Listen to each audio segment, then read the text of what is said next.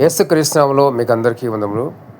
క్రైస్తవులు ఎప్పుడైనా సరే మరి ఒకరికొకరు మరి కలుసుకున్న సమయంలో, అంటే మీరు ఫ్రెండ్స్ ఇంటికి వెళ్ళినా లేకపోతే వాళ్ళు మీ ఇంటికి వచ్చినా సరే, ఎక్కడైతే మీరు కలుసుకుంటారో అక్కడ కలిసినప్పుడల్లా మొదటగా మీరు దేవుని సంగతులు మాట్లాడండి.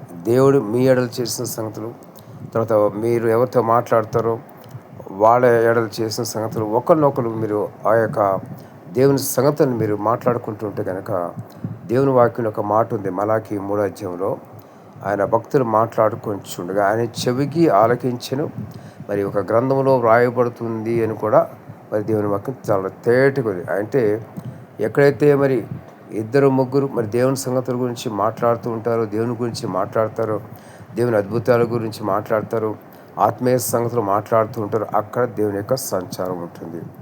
దేవుడి చెవికి ఆలకిస్తాడు. ఆలకించడమే కాకుండా అక్కడ ఒక మనకి మంచి రివార్డ్ లాగా మరి పరలోకంలో మరి ఇవన్నీ కూడా మన మాటలు కూడా వ్రాయబడతాయి.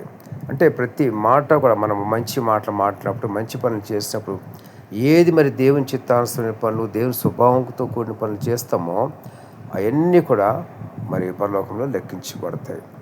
ప్రతి ఒక్కరు కూడా ఎవరైనా సరే క్రైస్తవులు మీరు మాట్లాడుకున్నప్పుడు లోక వార్తలు కాకుండా, వ్యర్థమైన మాటలు కాకుండా, ఆత్మీయమైన సంగతులు మాట్లాడుకుంటూ, దేవుని సంగతులు మాట్లాడుతూ, దేవుడు చేసిన అద్భుతాల గురించి మాట్లాడుతుంటే కనుక మీకు విశ్వాసము అభివృద్ధి పొందుతుంది.